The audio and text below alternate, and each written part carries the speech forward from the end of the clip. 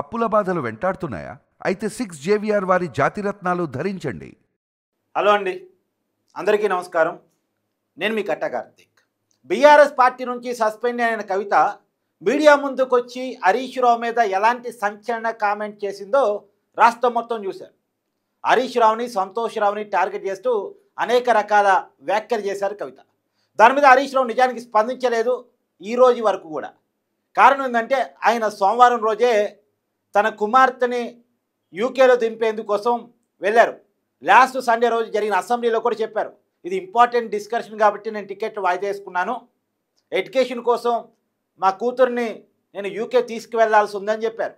సరే టికెట్ మార్చుకున్నాను, మండే రోజు వెళ్తున్నానని చెప్పేసి ఆదివారం రోజు జరిగిన అసెంబ్లీ సమావేశాల్లో చెప్పారు.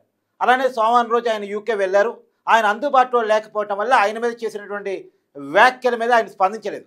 రెండోది, అసలు కవిత వ్యాఖ్యలను సీరియస్ తీసుకోవాలా తీసుకోకూడదా, కవిత వ్యాఖ్యల ప్రభావం ఎంత, దాని మీద స్పందించాలా స్పందించకూడదా, ఈ రకమైనటువంటి కన్ఫ్యూజన్ కూడా హరీష్ రావులో ఉన్నట్టుంది. నిజానికి ఒక వీడియో రిలీజ్ చేయాలనుకుంటే చేయొచ్చు లండన్ నుంచి కూడా, కానీ రిలీజ్ చేయలే. కవిత వ్యాఖ్యని చాలా లైట్ తీసుకున్నారు. ఎక్కడో ఒక మీటింగ్ జరిగితే యూకేలో, ఆ మీటింగ్కి హాజరైనప్పుడు ఎక్కడో హరీష్ రావు నేను నాకు బాస్ కేసీఆర్ అని చెప్పినట్టు, నేను కేసీఆర్ చెప్తే స్పందిస్తాను అని అన్నట్టు వార్తలు వచ్చాయి. కానీ క్లారిటీ లేదు. యూకేలో ఎక్కడో ఒక మీటింగ్లో కొంతమంది తనను కలిసినప్పుడు వాళ్ళతో మాట్లాడినట్టు బయటకి హరీష్ రావు ఫస్ట్ రియాక్షన్ అని చెప్పేసి మీడియా వదిలింది. కానీ అఫీషియల్గా ఈరోజు యూకే నుంచి హైదరాబాద్ వస్తూ శంషాబాద్ ఎయిర్పోర్ట్ దగ్గర ఆయన్ని కలిసినటువంటి మీడియా ప్రతినిధులతోటి కవిత వ్యాఖ్యల మీద హరీష్ రావు మొట్టమొదటిగా స్పందించారు. ఆయన ఏం మాట్లాడారో విన్న తర్వాత మనం మాట్లాడుకునేటువంటి ప్రయత్నం చేద్దాం. నా 25 ఏళ్ల రాజకీయ ప్రస్థానం తెలంగాణ ప్రజల ముందు ఒక తెరిచిన పుస్తకం లాంటిది. సరే, గత కొంతకాలంగా మా పార్టీ పైన, అదేవిధంగా నా పైన కొన్ని రాజకీయ పార్టీలు చేస్తున్నటువంటి వ్యాఖ్యలనే వారు కూడా చేయడం జరిగింది. అయితే ఆ వ్యాఖ్యలు వారు ఎందుకు చేశారో అది వారి విజ్ఞతకే నేను వదిలేస్తున్నాను. కేసీఆర్ గారి నాయకత్వంలో గత 2.5 దశాబ్దాల కాలంగా ఒక క్రమశిక్షణ కలిగిన కార్యకర్తగా రాష్ట్ర సాధనలో, రాష్ట్ర అభివృద్ధిలో నేను చూపిన నిబద్ధత, నా పాత్ర అందరికీ తెలిసినటువంటిదే. ఈరోజు రాష్ట్రంలో ఎరువులు దొరకక ఒకవైపు రైతులు గోసపడతా ఉన్నారు, మరొక వైపు వరద ప్రాంతాల ప్రజలు అనేక ఇబ్బందుల్లో ఉన్నారు. కేసీఆర్ గారు దశాబ్ద కాలం ఎంతో కష్టపడి నిర్మించిన వ్యవస్థలను, ఒక్కొక్క వ్యవస్థను ఉద్దేశపూర్వకంగా ఈనాడు రేవంత్ రెడ్డి గారు ప్రభుత్వం కూల్చేటువంటి ప్రయత్నం చేస్తూ ఉంది.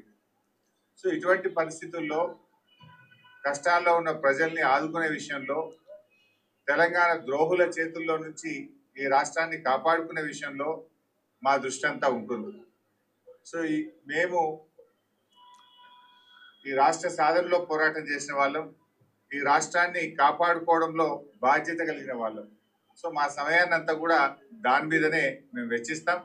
తప్పకుండా కేసీఆర్ గారి నాయకత్వంలో తిరిగి బీఆర్ఎస్ పార్టీని అధికారంలో తెచ్చుకొని ఈ ప్రజలు పడుతున్న కష్టాలను తొలగించడానికి అందరం కలిసికట్టుగా ముందుకు సాగుతాం.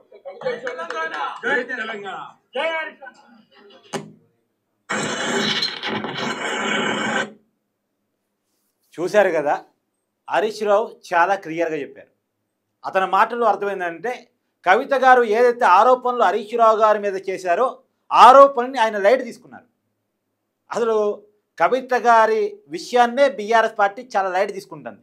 నిజానికి కవిత గారు ఆ వ్యాఖ్యలు చేసిన తర్వాత బీఆర్ఎస్ పార్టీకి సంబంధించినటువంటి మహిళా నాయకులతో ప్రెస్ మీట్ పెట్టించారు తప్ప అగ్రనాయకులుగా ఉన్నటువంటి కేసీఆర్ కానీ, కేటీఆర్ కానీ, ఈవెందో ఆరోపణలు ఎదుర్కొంటున్నటువంటి హరీష్ రావు, సంతోష్ రావు కానీ ఎక్కడ స్పందించలేదు. ఈరోజు ఈ మాటల్లో కూడా మనకు అర్థమైంది ఏంటంటే ఆమెను మేము లైట్ తీసుకుంటున్నాం, ఆమె వ్యాఖ్యని లైట్ తీసుకుంటున్నాం, ఆమె వెనకాల ఎవరో ఉండి మాట్లాడిస్తున్నారు, బయట వాళ్ళు ఏదైతే మా మీద మాట్లాడుతుంటారో ఆ మాటలనే ఆమె మాట్లాడుతున్నారు. కాబట్టి ఇది మేము పెద్దగా పరిగణన తీసుకోం. మా ఆలోచన అంతా తెలంగాణ ద్రోహుల చేతుల్లో తెలంగాణ పరిపాలన ఉంది. ఇవాళ తెలంగాణ సమాజాన్ని రక్షించాల్సిన అవసరం మాకుంది. వ్యవస్థలో ధ్వంసం జరుగుతుంది. తర్వాత ప్రత్యేకించి రైతులు యూరియా కోసం ఇబ్బంది పడుతున్నారు, వరదల్లో కొన్ని జిల్లాల ప్రజలు ఇబ్బంది పడుతున్నారు. ముందు వాటి మీద మాత్రమే మా పోరాటం కొనసాగుతూ ఉంటుంది అనేటువంటి విషయాన్ని తెలంగాణ సమాజాన్ని కాపాడుకోవటం. ఎందుకంటే కష్టపడి పోరాడి సాధించుకున్నాం తెలంగాణని. ఆ సాధించుకున్నటువంటి తెలంగాణని రక్షించుకోవటం మా బాధ్యత. దాని మీద మాత్రమే మా ఆలోచన ఉంటుంది, మా పోరాటం ఉంటుంది అనేటువంటి విషయాన్ని క్లియర్గా చెప్పేటువంటి ప్రయత్నం చేస్తున్నారు. మరి దీని మీద కవిత గారు ఏ రకంగా స్పందిస్తారు అనేటువంటి చూడాల్సింది. కానీ ఏది ఏమైనా హరీష్ రావు వర్సెస్ కవిత ఒక ఎపిసోడ్ చూస్తే హరీష్ రావు గారిని విమర్శించే పరిస్థితి కవిత గారికి ఉందా ఒకసారి మనం ఆలోచించాలి. 25 ఏళ్ల రాజకీయ జీవితం, 7 సార్లు ప్రజాప్రతినిధి, ఎప్పటికప్పుడు మెజార్టీ పెరుగుతూ ఉంటుంది. మెదక్ జిల్లా సిద్దిపేట నుంచి పోటీ చేస్తున్నారు ఆయన. 2004లో ఫస్ట్ ఎమ్మెల్యే, తర్వాత మంత్రి కూడా అయ్యారు. కేసీఆర్ క్యాబినెట్లో 2 సార్లు మంత్రి, వైఎస్ రాజశేఖర రెడ్డి గారి క్యాబినెట్లో కూడా మంత్రిగా పనిచేశారు. ఆ రోజు టీఆర్ఎస్ పొత్తులో ఉంది కాబట్టి. సో చాలా కీలకమైన సుదీర్ఘమైనటువంటి రాజకీయ చరిత్ర హరీష్ రావు గారికి ఉంది. ప్రజల ఆమోదం హరీష్ రావు గారికి ఉంది. ఉద్యమ చరిత్ర కూడా కవిత గారి కంటే చాలా సీనియర్. కవిత గారు ఎప్పుడు వచ్చారు తెలంగాణ ఉద్యమంలోకి? 2007లో 2008లో వచ్చారు. కానీ హరీష్ రావు ఎప్పటి నుంచి ఉన్నారు? పార్టీ పెట్టిన కొద్ది రోజుల నుంచి కేసీఆర్తో ఉన్నారు. అంటే దాదాపు మొదటి రోజు నుంచి కూడా కేసీఆర్తో కలిసి ట్రావెల్ అవుతున్నటువంటి వ్యక్తి హరీష్ రావు. కల్వకుంట్ల కవిత 2014లో ఎంపీ అయ్యారు. కానీ హరీష్ రావు 2004లోనే ఎమ్మెల్యే అయ్యారు, తర్వాత మంత్రి అయ్యారు. 2019లో కవిత గారు ఓడిపోయారు. కానీ ఓటమి ఎరగని నాయకుడిగా ఎప్పటికప్పుడు మెజార్టీని పెంచుకుంటూ ప్రజల ఆమోదాన్ని పొందుతూ తెలంగాణ ప్రజల మదిలో ఒక మాస్ లీడర్గా, బీఆర్ఎస్ పార్టీలో ఒక ట్రబుల్ షూటర్గా తనకంటూ ఒక మార్పు నేర్చుకున్నారు హరీష్ రావు. మరి హరీష్ రావుని టార్గెట్ చేయడం ద్వారా కవిత గారు ఏం సంకేతాలు పంపదలుచుకున్నారు ఒకసారి రివ్యూ చేసుకోవాలి ఏమో నాకు అనిపిస్తుంది. ఏది ఏమైనా కవిత విషయాన్ని, ఆమె చేసిన వ్యాఖ్యల విషయాన్ని హరీష్ రావు చాలా లైట్ తీసుకున్నారు అని నాకైతే అనిపిస్తుంది. ఆ మాటల్లో కూడా అర్థం అదే. ఇవాళ మేబీ కేసీఆర్తో మీటింగ్ ఉందంట. ఆ మీటింగ్ తర్వాత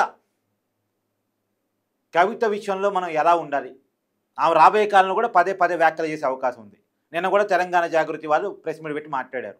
ఇక రాబోయే కాలంలో వరుసగా కూడా ఆమె మన మీద దాడి చేస్తుంది, దాన్ని ఎలా తిప్పికొట్టాలి, ఆమెను ఎలా కౌంటర్ చేయాలి, ఆమె విషయంలో ఎంతవరకు వెళ్ళాలి, ఎంతవరకు వెళ్ళొద్దు, ఇలాంటివన్నీ కూడా కేసీఆర్ దగ్గర సలహాలు సూచనలు తీసుకునేటువంటి అవకాశం అయితే ఉంది అనేది వినపడుతున్న చర్చ. Thank you.